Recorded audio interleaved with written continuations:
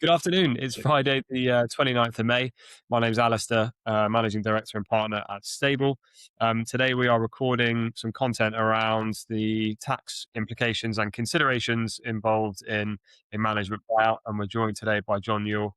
John, thanks very much for coming on. Yeah, no problem at all. So I am a associate tax director at Wilson Partners.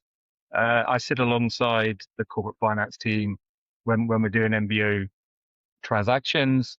And hopefully all we're really going to go through today is, my role, what we're really looking at when we're doing um, an MBO, and so the sort of tax considerations that both the vendor and the buy side, parties have with regards to that deal. Yeah, perfect. We were at an event last night, and the speaker was talking about one of his management buy-in projects he was involved in, and we've seen a similar scenario unfold with other business owners where they have structured the company in such a way to to minimize tax obligations, which is always a good thing. But there are consequences when it comes to getting access to finance tools, and you never know when that opportunity may come. It could be unrelated to an MBO. It might be the acquisition of a new site that will allow you to expand and take on a new contract or a new partner. But in the case of a management buyout, where you might be as an owner effectively lending money back into the management buyout team, just as one example, then you can find yourselves in a position where the lenders are very, very fussy about what they see on paper, and that can completely scupper any opportunity. So the focus for today, as you said, will be on the tax considerations, tax implications. There's so many different ways to structure an MBO deal that we won't be able to cover them all today, Sure. but hopefully it'll be useful, relevant, and there'll be information on how to speak to John and his team after the webinar. But if we try and split it into maybe two conversations, so one would be looking at the business owner's perspective and how they're gonna set up or start that process to sell the business, and then if we look at the flip side of the management team, potentially some other third parties in the background, but how they would start to Yeah. structure that conversation as well. That would make sense, right? Yeah, yeah. I mean, it's been interesting. So over the years that I've been dealing with the kind of stuff, an MBO typically falls into sort of two categories. And one is if a buyer has thought about this in advance, they're already planning their exit 'cause they're getting close to retirement or something like that. They come speak to you years in advance, and we're really then looking at actually, um, maybe not even having the management team in place at that point. So it's it was sort of a much more sort of long lead out time, putting the management team in place, maybe developing the management team, and actually giving them encouragement to actually look for the future. We might start talking about the exit in the future. Those individuals might have ended up with kind of EMI options or something like that, some kind of equity at a low level, which gets them partway through the actual acquisition process at the end.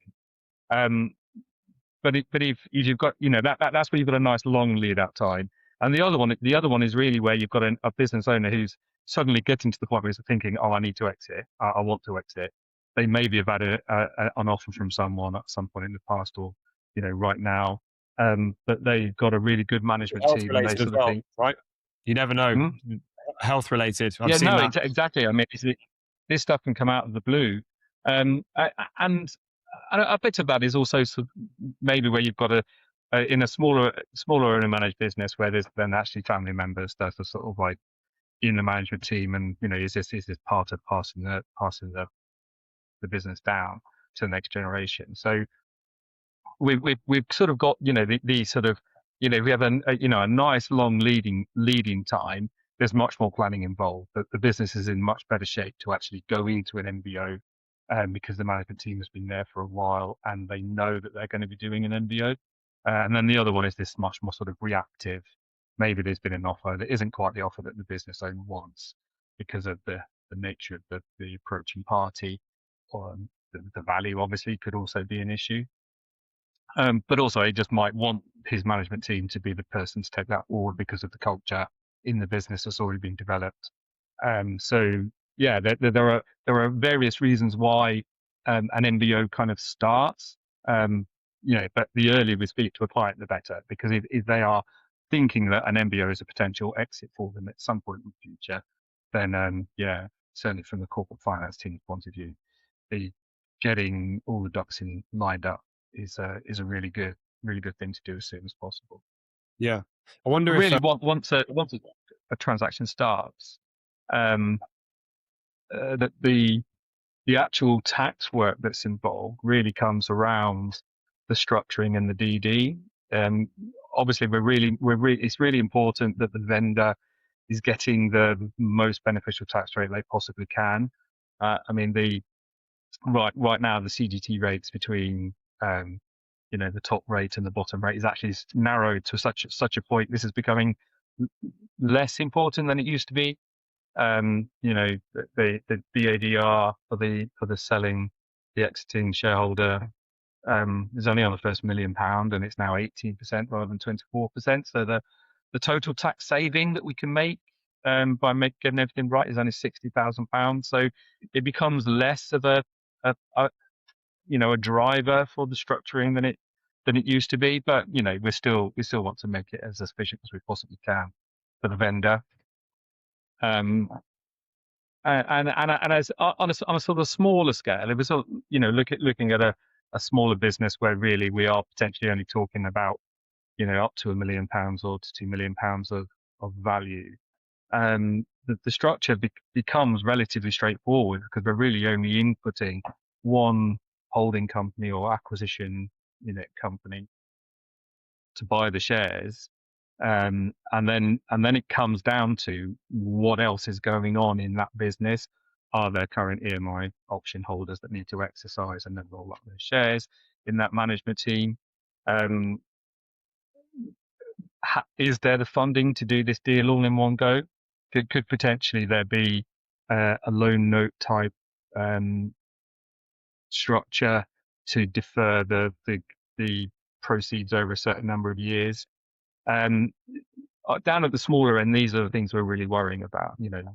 Can we get all those things lined up so that the right amount of tax is being paid at the right time at the lowest rates, and the deals still happen in a structured way. Uh, I mean, the sort of immediate tax considerations are the stamp duty that's going to be paid on that acquisition, the CGT that's going to be paid by the exiting shareholder, making sure that the MBO team don't suffer any employment-related securities type charges because they're very punitive, probably at 45%. So that's essential that we don't trip over those kind of things. And then we're looking at what is then going to be the tax for the MBO team further down the line when they potentially exit.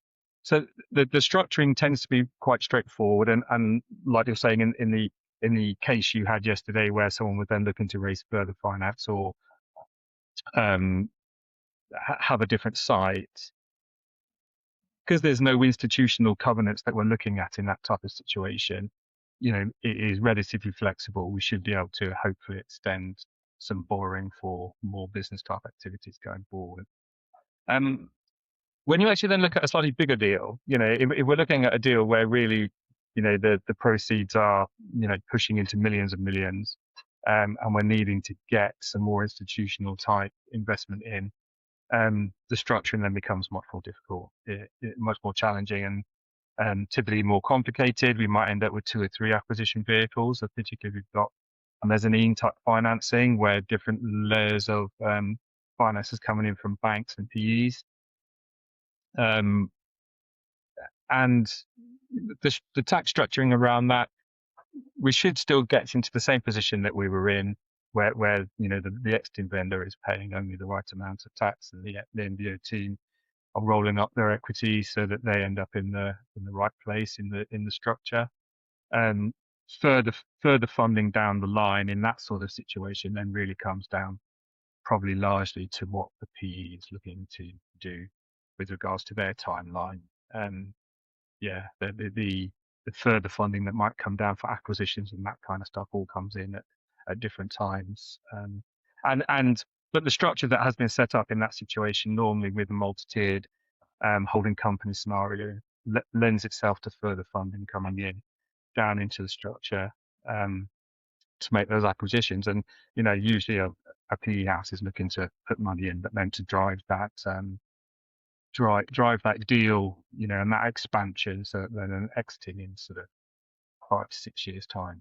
Um, It makes a Usually in house those purchase kind of deals, quite the sort of straightforward. tax. Say again. It makes a house purchase look incredibly straightforward, or a house Oh, sale. it certainly does. I mean, once you start getting into that type of funding, a really high level funding, the structuring of the acquisition becomes far more complicated. And the tax considerations become far more complicated. Typically, in those kinds of deals, there is huge amounts of debt floating around those structures, which can have a significant impact on the corporation tax in that business going forward. We need to think about transfer pricing and corporate interest restrictions potentially, and that will that company at that kind of level, what kind of impact would all these new structures have on the quarterly installment payment regime, which is going to impact on cash flows for that company going forward. So that there is a significant amount of tax work that needs to be done and considered when we start to get into bigger deals where there is a much more complicated structure. We are thinking about the immediate tax impact, but also the future tax impact of the company. Yeah. Operationally as well, that type of complex deal structure, creating SPVs or vehicles, if traditional tier one banks, that's not a particularly area that they're interested in getting involved in. There's obviously no trading history.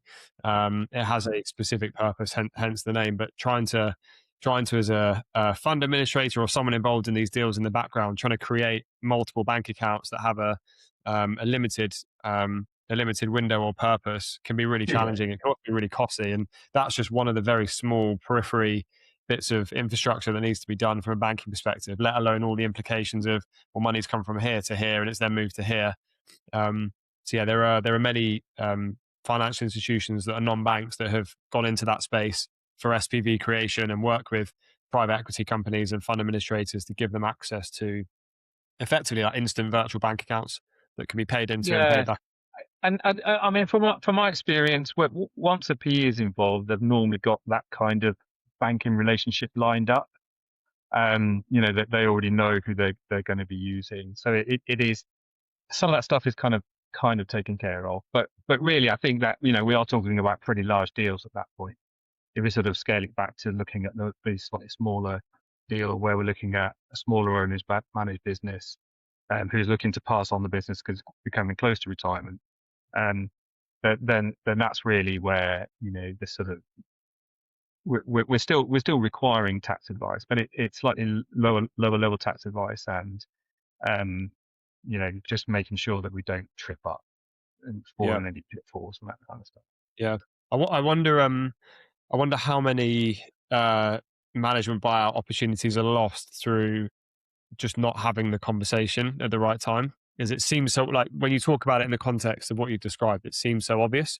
You've got an owner looking for an exit, and hopefully they've got a great team of managers and directors that they trust implicitly. And that's always been, I've been involved in quite a few sales where a bigger company has come in and either bought us or merged with us, and all the usual clash of technology and egos and cultures and everything's true. But when you have a smallish business and there's an opportunity to offload it to your trusted team, it just seems like such an obvious choice. But I kind of feel like it's I imagine it gets missed a lot, especially if someone is Well, out there I looking. mean, it does get missed a lot, and I've actually been there when when I've been talking to that management team. The guys that are really running the business, they are running the business day to day. But you then start to talk to them about being the business owner and taking on the risks associated with that business ownership, and suddenly there's kind of like a rabbit, in the headlights type scenario going on. They that they're focused on their clients, doing the service that they're doing, and doing that really well for the big boss, and suddenly they're going to be the big boss. And actually, yeah, it's is the management team able to actually run that business? I mean, that's the one thing that they need to determine. Do they need some external help? They might have been running the business perfectly, but they've actually got the shareholder basically being acting as the CFO, and there isn't that kind of expertise within this team. And then is it potential that, yeah, we'll do this, but we're going to need some external help from, some kind of, you know, interim CFO. So yeah, there's on the smaller side, like you're saying, there is that opportunity lost. You would really hope that no one would ever retire and just let the business die. I mean, but there is that sort of, if is there a management team there that could actually make and pay for, the business that I'm looking to exit. And if there is, can they raise the finance? And that's Yeah. really the crux and the smaller deals, because um, you It's know, all theory otherwise, isn't it? It's just yeah, theory.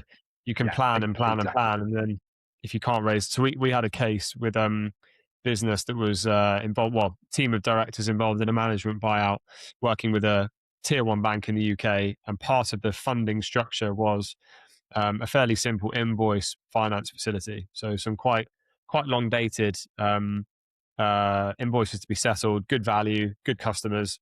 But the bank, over the course of 6 months, was effectively in the background withdrawing themselves from the invoice finance space, and hadn't been communicated particularly well. So, nearly a year down the line, in terms of how this deal would be structured, they then said, actually, we're going to remove ourselves from from the tender or from the process, purely because that invoice financing product no longer exists in our tool. So they just Yeah, washed their hands and walked away, which is just and that then has an immediate impact on cash flows going forward. So that is really key.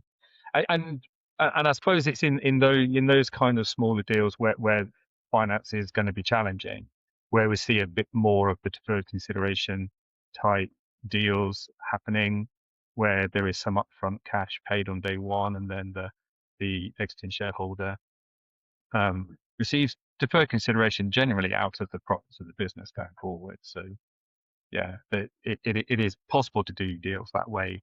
And obviously, the one thing that the actual exiting shareholder needs to have is kind of security that he's actually going to receive his exit proceeds in a reasonable time frame.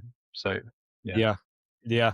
We've seen another structure that was which was effectively the, again, on the smaller side, where there is more flexibility, or maybe creativity. You're not bound by as many sort of corporate politics. But this was effectively the owner lending lending the money back to the management team, for them to then effectively take it over. And there was like a 2 year, almost like a sort of earn out type model. But the owner yeah, of the business was in a much stronger position to go and get that money. So it made sense for them. If the management team, there wasn't as much opportunity for things like personal guarantees, personal contributions to the debt. So the owner went, well, actually, hang on a minute, I can go and borrow all this money, and then through that structure you mentioned, we'll effectively loan that to you guys to pay us back. So it's a bit like a sort of almost like a false economy in a way, but that was the best way to structure for that particular yeah. case. And it really then comes down to the personal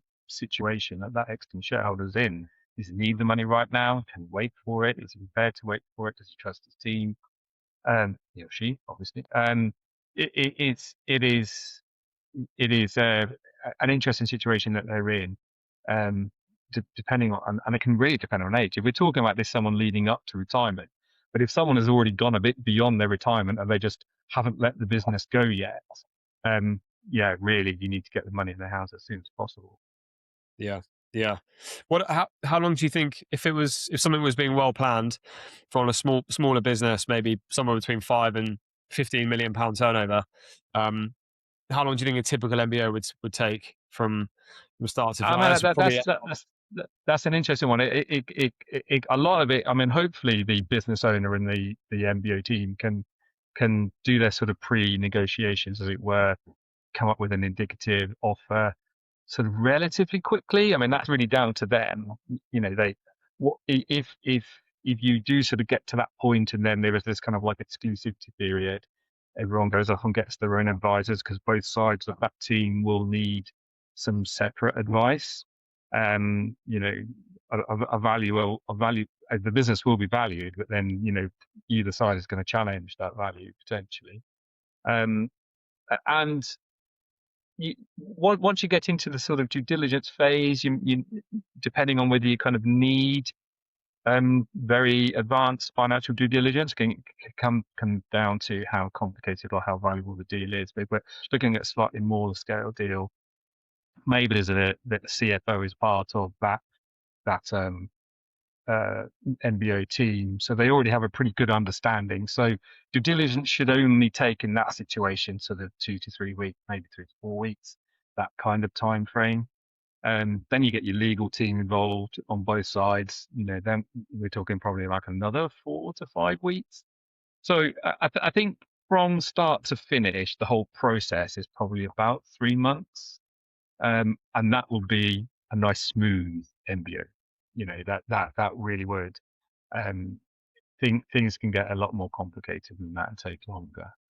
Due diligence can go on for weeks if issues are found and that kind Yeah. You almost, yeah, you need to almost prepare for the worst in a way, and then anything to the upside will be a surprise and a delight. Yeah, Um, yeah, yeah. I mean, if the vendor has done vendor DD in advance because he knows he's going to do it, then that can really speed up the process. Um, that, but yeah, I mean, I would say sort of plan for from start to finish for it to take around about 3 months. That's probably a reasonable time frame. does your remit cover, or have you had cases in the past where someone's been looking to sell the business and relocate overseas, or immediately, not immediately, but part of their exit plan is to remove themselves from the UK? Is that something that you guys see? Look, we have definitely got a team that deals with that kind of tax advice, and that they're dealing on something very similar now. I mean, clearly over the last 2 years, we've seen an awful lot of business owners leave the UK because of what's going on right now with regards to taxation. So yeah, I mean that is definitely something we do advise on. I mean the headline thing is for me personally, from my experience over 25 years, go somewhere you really, really want to live. Don't necessarily go to the place that's going to give you the best tax advantage. And you really can't come back for 5 years. The one thing we do have now, which we did have in the past, is a statutory residence test, which specifically tells you know when you leave how many days you can come back. Yeah, And it's all about ties to the UK and all that kind of stuff. Do you have property here, family here, houses here? Yeah, it's businesses here. So yeah, the more you have, the more ties you have, the smaller number of days you can come back, and it's yeah. But we that can all be planned in advance. They'll know exactly how many days they're allowed to come back. yeah, But yeah, that is a consideration. Yeah, if people are exiting and they're going to sell their business, could they effectively leave and then sell their business to avoid CGT altogether? Yeah. yeah. I saw the government of the Isle of Man were promoting on LinkedIn a specific owner relocation business exit strategy workshop, and it's the first time I've seen it. But as you said, it's been such a topical area over the last couple of years. Places like the Isle of Man, Jersey, other other sort of Yeah, no, I offshore. mean, yeah, I think you look at we were literally talking about this yesterday because we've got a guy that's really relocating to Guernsey, and someone said they just don't really see this working. It has to be a very special sort of person that wants to go and live on an island if they've spent their entire life living in London, hobnobbing with the rich and famous. They are going to be isolated. So it's it has to be the right place. I mean, the one thing about Guernsey, Jersey, Isle of Man, these are all sort of UK feeling environments, and so you don't feel like you've actually gone, to Timbuktu. Yeah, you're still in familiar surroundings. But yeah, it is. Pick somewhere you definitely want to live for 5 years Yeah, or more. Yeah, I, I know someone that relocated to Barbados during a sale of a business, which I think was brilliant for the first couple of years, but it was a yeah, moving from the Midlands to Barbados, quite a stark adjustment. And yeah, yeah, living where you holiday full time is not all it's cracked up to be. exactly Um, that. Yeah, yeah, yeah, and yeah. some of these places have very specific engagement rules around if money's come in from an overseas investment or a sale, and you buy a big property or a load of assets, when you come to sell it, quite a big portion of that needs to remain in the economy. Ah, is that Um, right? you can end up parking a load of money in high-end real estate, keep it there for 5 or 6 years, but when you come to sell it, some of these areas have, yeah, they'll ensure that a percentage of that has to remain on the island to prevent it being abused by yeah, by sort of wealthy Tax tourists. So yeah, wise, yeah, yeah, yeah, yeah. yeah. That's It is. I totally agree. I think the concept of selling your business and retiring to the BVI or Vanuatu sounds great on paper, but Yeah. Yeah, yeah, yeah. It is definitely. You know, it is. I don't know. I guess it obviously can really depend on the amount of um, proceeds you're receiving. I've seen both ends of the spectrum. I've seen guys that have literally said, "I don't want to do anything fancy. I need to pay the right amount of tax." Quite rare. Um, and then other people are saying, "If I can pay zero tax, that is all good." So how do I achieve that? But on the flip side, I've seen people that have gone. They used to be a little Belgian scheme. You know, you could move into a canton in Belgium. All your shares were revalued when you arrived. And I think this was back when you only had to live there for 3 years. You know, now it's a 5 year deal. Because if you come back to the UK, your gains are recaptured on returning to the UK. And literally after 8 months, and they were saving millions in tax, but in less than a year they came back. They just said, "I'm done. I'll pay the tax. I'm done. I don't want to live there." So yeah, it is definitely, you know, make sure you want to be where you're going to, because you can be there yeah. for fun. Just probably a good time to sort of wrap up the conversation. But from a planning perspective, obviously having the luxury of time and preparation to have good conversations with someone like yourself, but also have good conversations with your management team as well, because it's got to be, as you said, it's got to be a two-way conversation early on, Yeah, and hopefully that conversation is built on trust and integrity and all the reasons why you would sell it internally rather than going out to market and finding a, potentially a competitor or PE, which is, PE's got a fairly poor reputation for for acquisitions in terms of looking after management teams and stuff. So but driving value is effectively what the P is in it for, not driving your culture or your business. correct. So there's the planning piece, and then in terms of having if you had like a team of Neds that were essential to that deal, you've obviously got the tax piece, which is critical. You need to have a really good legal eye or legal team to be able to help on both sides, and then there's obviously the financing piece as well, which I think to a certain extent everything else can almost be theory. Uh, if we do this, this is what we'll do. But until the money's Exactly. available. Is the finance available? It is kind of one of the early steps. Can we even get to the point where this deal can actually get through to fruition? And hopefully a good corporate finance team can sort that bit out. Yeah, yeah, and I think the route, certainly from what we've seen, is multiple types of financing products make sense, rather than relying on one single source. There's plenty of opportunity out there to cherry pick certain vehicles or products from providers to get the right fit. Maybe 10 years ago, 5 years ago, that would have been too complicated. But one of the benefits of of the fintech space, some of the non-bank lenders are able to move on these deals very quickly. Things like open banking now, they can get access to all the transactional data. Decisions can be made much quicker, which is a good thing. So it'll either be a fast no, or a a slow Yeah, slow medium yes.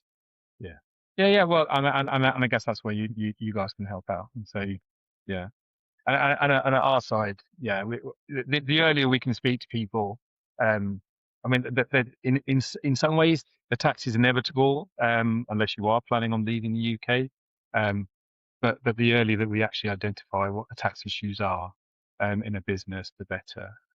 Rather than suddenly finding out as we're doing the due diligence, have look, you know, we've got a load of shareholders or EMI option holders or non-EMI option holders, you know, that's suddenly going to be part of this deal. And, you know, that's possibly not the best time to find that stuff out. A very good use case for a whiteboard. I'm envisaging a map of all the, as you just said, the shareholders, the EMI holders, other UBOs that we don't know about, or people involved in the ownership structure, being able to map everything out and who the lenders are, what type of products they're going to supply, and what the tax implications. It sounds like yeah, a rarely needed whiteboard job. Yeah, yeah, yeah, wonderful. Okay, yeah. Well, I mean, I guess that's a sort of gentle introduction to tax and MBO, but yeah, each case is slightly nuanced and different. So yeah, speak to your advisor as soon as possible.